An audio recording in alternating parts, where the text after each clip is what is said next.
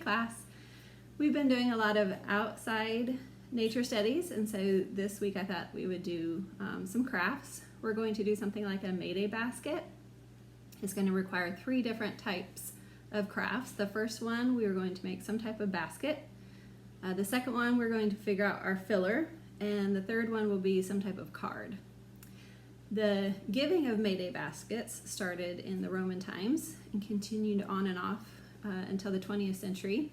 Most commonly, they are paper baskets like this, just pieces of paper rolled into a cone and then filled with some type of flowers. The tradition goes that you bring over your basket to your neighbor or a friend's house, you put it on the door, then you yell, "May basket," and then you run away. And if the recipient catches you before you run away, they get to give you a kiss. So we're not actually going to do all of that because, well, first of all, Mayday baskets are given on May 1st, and it is not May 1st. Second of all, we are in the middle of a pandemic, and we are going to be sensitive to the people that we are giving the baskets to. And third of all, I had a bad experience when I was a kid, and we had to do Mayday baskets in elementary school, and we had to give them away. And I had a bad experience. So what happened was we were going to give my Mayday basket to our neighbor who was very elderly, and his name was Jake. And we went up and we put it on his door and we rang his doorbell and we ran away.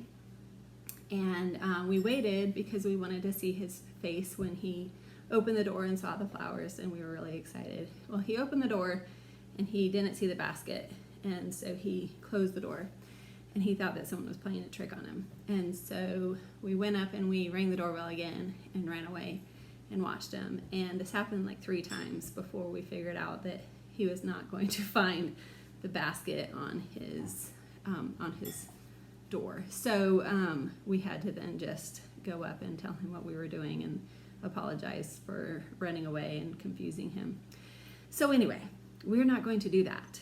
What you're going to do is you're going to make your basket. You're going to contact the person that you are going to bring the basket to. Make sure that they are okay with you bringing over whatever you're bringing over. And you still can bring it over, knock on the door, run away, and then maybe yell at them from at least 6 feet away to let them know that you care for them and that you hope they're doing well and all of that. So everybody got it? We will start off with what type of baskets we're going to do. So the first basket that we're going to make is the most traditional, is just some type of cone. So what you do is you get like a 10 by 10 or 12 by 12 piece of paper, and you're going to cut it diagonally like that. If you do not have pretty paper like that, I even went and got some of the flyers from the mailbox, and I made a little one like that. So whatever paper you have, if you want to do this, it's pretty easy. You just have to have a square and then cut it diagonally. You have a long side and the short side. You're going to take one corner, and what you're going to do is you're going to roll this over and match the points there, okay? So when you do that, you're going to put a little glue on that side, flip it over, and match that up. All right, now we're gonna take the second side, and we can put glue all over here. It doesn't matter, it doesn't have to be pretty. And then we are going to tightly roll this up.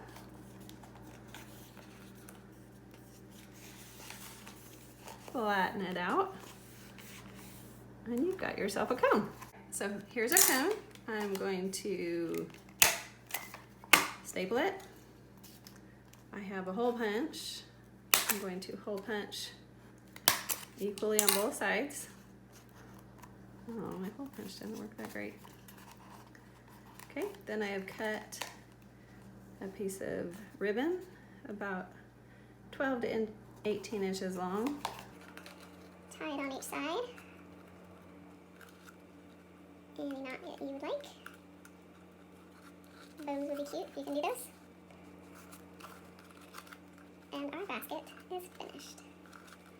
There you go. All right, so if you don't want to do the paper cones, you can get paper plates. These I had left over from a baby shower, and so this is one basket, and this is another basket using that same paper plate, but any paper plate would work.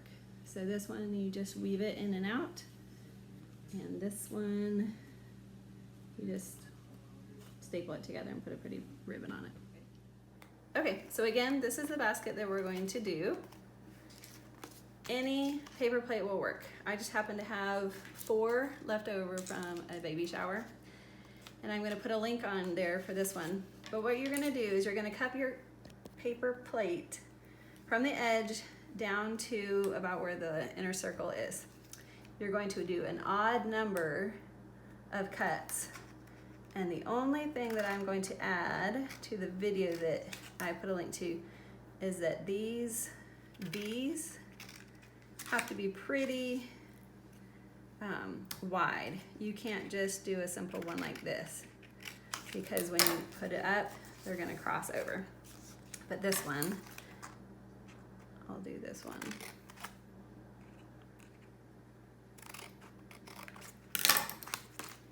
You see when you bring it up here, they're gonna be the side by side. So that's what you want. Okay, I'll quickly do this. So now I've cut all the way around, and then I just fold each one of these on the line, and I'm gonna go all the way around with that. And then you can continue to watch the other video, but that's all I wanted to show you, is that you cut pretty deep V's in there so that they will be even when they come up. Another quick and easy option is just a plastic cup. You would hole punch both sides and either use ribbon or pipe cleaners, and you can make a little handle for that, and that one's ready to go. The next option is some type of glass jar. If you have mason jars, you can use those. I've used spaghetti sauce jars. Just clean those out and take the labels off. You can use that. You can also get like an aluminum can that had something in there, clean it out really well, and poke holes in it and put a little ribbon on that. And you have another option for delivering some goodies. All right, the last idea that I had was just a simple gift bag. I would use this if I spent a lot of time on the thing I'm going to put in there, maybe a craft or something like that, or maybe if this is all that I had laying around the house. The idea is you're just wanting to love on your neighbors or family or someone you want to share God's love with, and so sometimes it really doesn't matter what the package is that you're giving to them. It really is the thought that counts, to let them know during this time that you love them and that you want to bless them with a smile.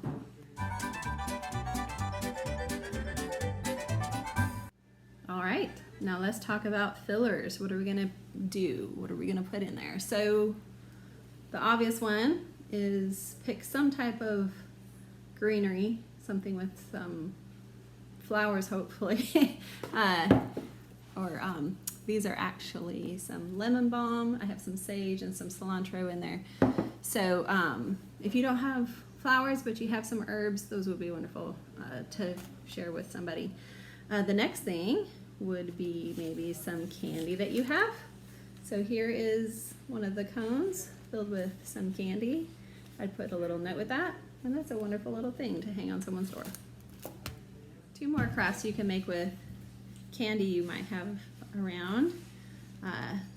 Cut out a little flower shape, poke a hole with it with a pencil, and then you put a little sucker in there, and that'll be a little flower. Then you make a little bouquet with those, and that's just a sweet little treat. The other thing you can do, same flower shape, but instead of poking a hole in there, you would glue, just use regular glue and glue a Hershey Kiss on there. And then you can, I got these little wooden skewers bamboo skewers that I put the flower on there and the leaves on there, and I used hot glue for those just so that to make sure it would last. So it's a cute little bouquet like that, and then I'm going to fill it full of some more candy just so it fills in. But that's what I did. There you go. The next filler I thought of was maybe you are a baker and you would like to share your gift with somebody, making cookies or bread. My daughter's made these wonderful chocolate chip cookies that we were going to give to somebody. I would suggest during this time of the pandemic, wear gloves and a face mask when you are doing this so that when you give the gift to someone, maybe they are more sensitive to sickness, and you want to make sure that you are not giving them any germs as you do. So of course I don't have a face mask right now. I'm going to eat these. Yum, yum. But make sure that you are being safe when you give these gifts to people. All right, maybe you are a writer and you want to bless somebody with some cards. You can just put them in a little basket. You can write some poetry, whatever you want to do. Maybe this is a thank you for something that someone has done. You can put whatever you have in there, maybe some sweet tea bags. If they like some tea, make that into a nice little basket. I think that would be cute. If they like coffee, you can do that. Or perhaps they are a gardener and you could put in some seeds in there. All right? So just something to think through, maybe something that you have and not something that you want to be sweet. Not everything has to be sugary or a baked good. Again, being sensitive to the people that you're giving it to. All right, and lastly, maybe you are already a crafter and you have made something. I made this little cross-stitch bee, and maybe that's what you want to give. So again, I didn't spend a lot of time on this basket, but I spent a lot of time on the craft. So that would be a wonderful thing to give to somebody. Just whatever God has gifted you in, whether it be baking or writing or crafting, gardening, anything that God has created you to do and to enjoy, gift that to somebody else in some way, and they will think it's very special.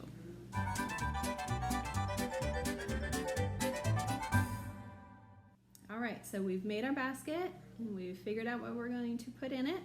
Now we're going to make some type of card to go with it. It can be just a simple to Grandma from Tracy kind of craft. Just a simple card. It could be maybe a picture that you've drawn. It could be something punny. So pun. So like if I give this little basket full of candy, I can say, thank you for being so sweet. And I put sweet for teaching me, or any type of pun that you can think of would be cute with that. Or maybe a thank you for something that someone has done. Just put some type of effort into letting the person know why you're doing this, and let them know that you're thinking of them.